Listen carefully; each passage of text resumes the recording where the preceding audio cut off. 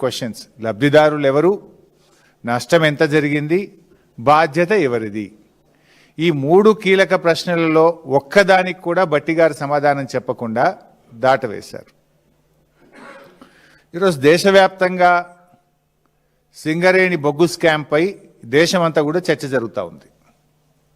కానీ బట్టి గారు మాత్రం ముఖ్యమంత్రి గారు ఆయన బావమరిది భాగోతం బయటపడకుండా కట్టుకథలల్లి వాళ్ళని కాపాడే ప్రయత్నం చేస్తూ ఉన్నారు.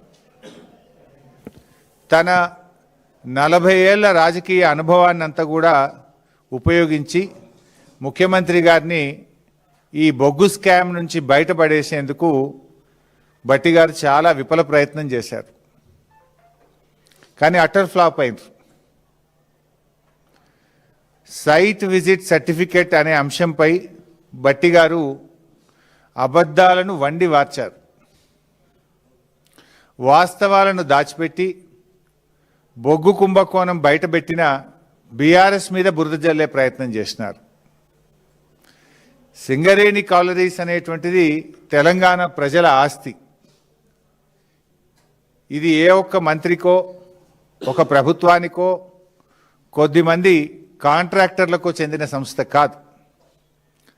సింగరేణిలో పారదర్శకత, పోటీ, న్యాయం అనే మౌలిక సూత్రాల మీద నడుస్తుంది. కానీ ఈరోజు సింగరేణిలో జరుగుతున్న టెండర్ ప్రక్రియలను చూస్తే ఈ 3 సూత్రాలను ఉద్దేశపూర్వకంగా మంగళం పాడారు అనే విషయం చాలా స్పష్టంగా అర్థమవుతుంది. సరే, జనరల్గా సింగరేణిలో ఏం జరుగుతుంది? ఏ టెండర్ ప్రక్రియ అయినా కూడా సిఎంపిడిఐ, మెకాన్, ఆర్ఐటిఈఎస్ వంటి పేరున్న సంస్థల నుంచి అభిప్రాయాలు తీసుకోవడము, వాళ్ళ విధి విధానాలు పరిశీలించడం జరుగుతుంది.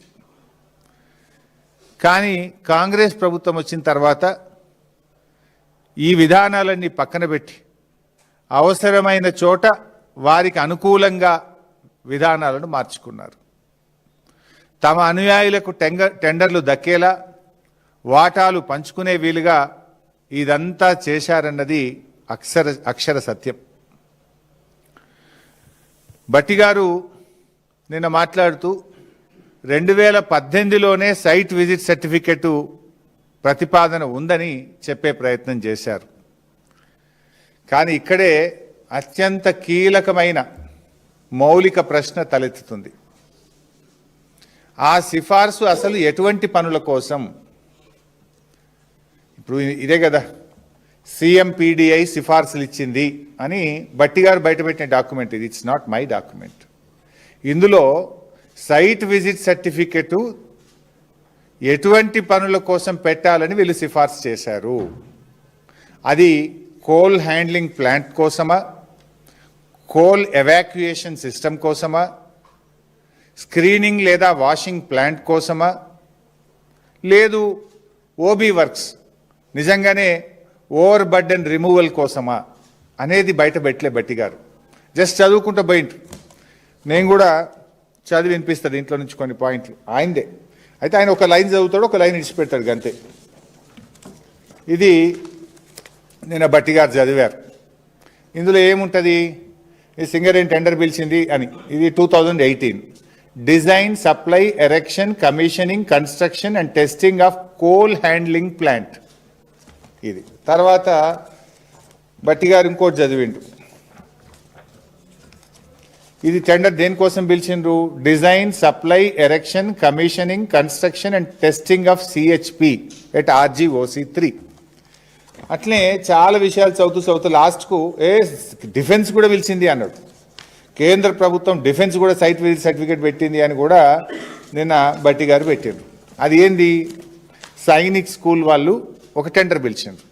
దీంట్లో విషయం ఏంది? ఇది supply and installation of cloth dryer, పిల్లల బట్టలు ఆరబెట్టే మిషన్కు సైట్ విజిట్ పెట్టారు. దానికి ఓబీ టెండర్స్కి ఏమైనా లింక్ ఉన్నదా? ఇది చూపించే డిఫెన్స్ వాళ్ళు కూడా పెట్టారు బై సైట్ విజిట్ అంటాడు. ఇది ఏంటిది? క్లోత్ డ్రయర్ ఎట్లా పనిచేస్తుంది అనేది వాళ్ళు పోయి ఫీల్డ్లో ఫిజికల్గా చూడాలి. కానీ దానికి సింగరేణి ఓబీ బ్లాక్కు ఏమైనా సైట్ విజిట్ సర్టిఫికేట్ సంబంధం ఉందా? సో పోనీ సింగరేణిలో కూడా గతంలో పిలిచినరు అని చెప్పే ప్రయత్నం చేసిండ్రు. These are all the tenders in Singareni. దీంట్లోకి నేను సింప్లిఫై చేసి టేబుల్ తయారు చేసిన, ఇది ఇస్తా మీకు నేను. దీంట్లో ఎక్కడన్నా ఓబీ వర్క్కు బీఆర్ఎస్ హయాములో సైట్ విజిట్ సర్టిఫికెట్ పెట్టారా? ఓవర్ బర్డెన్ రిమూవల్ కోసం బీఆర్ఎస్ హయాంలో ఎప్పుడన్నా సైట్ విజిట్ సర్టిఫికెట్ పెట్టారా? ఈ నిబంధనలు ఎక్కడ కూడా ఓబీ వర్క్స్కు పెట్టమని ఏ సంస్థ కూడా పెట్టలేదు. భారతదేశంలో ఎక్కడ కూడా ఓబీ వర్క్స్కు సైట్ విజిట్ సర్టిఫికెట్ అనే విధానమే లేదు. దీన్ని కాంగ్రెస్ ప్రభుత్వం వచ్చిన తర్వాతనే తెచ్చారు, అది కూడా వివరిస్తా. సో భట్టి గారు నిన్న ప్రెస్ మీట్లో చదివినటువంటి అన్ని పనులు కూడా పరిమిత స్థలాల్లో జరిగే డిజైన్ అండ్ ఇన్స్టలేషన్ పనులకు సంబంధించి సైట్ విజిట్ ఉంది అని వేరియస్ సందర్భాల్లో చదివినారు. ఎక్కడ కూడా అందులో ఓబీ వర్క్ లేదు, ఓవర్ బర్డెన్ రిమూవల్ వర్క్ లేదు. నేను అడుగుతా ఉన్నా, భట్టి గారు నిన్న మీరు అన్ని ఉదాహరణలు చెప్పింది కదా, ఏ ఒక్క ఉదాహరణనన్నా ఓబీ రిమూవల్ కాంట్రాక్ట్ సంబంధించింది ఉన్నదా? ఉంటే చెప్పండి, చూపించండి.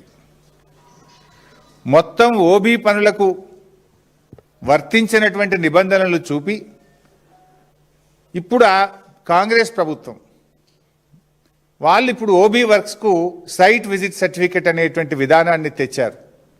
కానీ ప్రజల్ని తప్పుదో పట్టించే ప్రయత్నం చేసిండ్రు, లేలే గతంలోనే ఉంది అని. గతంలో ఎప్పుడు కూడా ఓబీ వర్క్స్కు సైట్ విజిట్ సర్టిఫికెట్ విధానమే లేదు.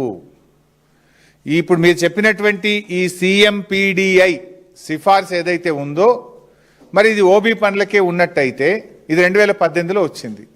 2018 నుంచి 2024 వరకు అనేక ఓబీ వర్క్స్కు సింగరేణిలో టెండర్లు పిలిచారు. మరి ఏ ఒక్క దాంట్లోనన్నా సైట్ విజిట్ సర్టిఫికేట్ ఉందా? ఉంటే చూపించండి. ఇది 2018లో వచ్చింది అన్నారు కదా. 2018 to 2024 అనేక ఓబీ వర్క్స్కు సింగరేణిలో టెండర్లు పిలిచారు. 100 కోట్ల కాంట్రాక్టర్లకు టెండర్లు పిలిచారు. ఏ ఒక్క దాంట్లోనన్నా సైట్ విజిట్ సర్టిఫికేట్ ఉందా? ఉంటే బయట పెట్టండి. లేదు. ఇప్పుడు 2025-26లో మాత్రమే ఈ సైట్ విజిట్ సర్టిఫికేట్ వచ్చింది. 2025-26లో కాంగ్రెస్ ప్రభుత్వం అధికారంలోకి వచ్చిన తర్వాతనే ఈ సైట్ విజిట్ సర్టిఫికేట్ అనే షరతును తీసుకొచ్చారు. ఈ ఓబీ విషయంలో సైట్ విజిట్ సర్టిఫికేట్ను విధానాన్ని తెచ్చింది కాంగ్రెస్ పార్టీ కాదా? భట్టి గారు మాట్లాడదామా? ఎక్కడ మాట్లాడదాం చెప్పండి, నిజాన్ని ఒప్పుకోండి. ఇంకా ఇంట్రెస్టింగ్ పాయింట్ చెప్తా మీకు నేను. 2025 జనవరి కాంగ్రెస్ ప్రభుత్వం వచ్చిన తర్వాత 2025 జనవరిలో భూపాలపల్లిలో ఒక ఓబీ కాంట్రాక్ట్ టెండర్ పిలిచారు. 2025 జనవరిలో భూపాలపల్లిలో OB contract tender site visit certificate లేకుండా పిలిచారు.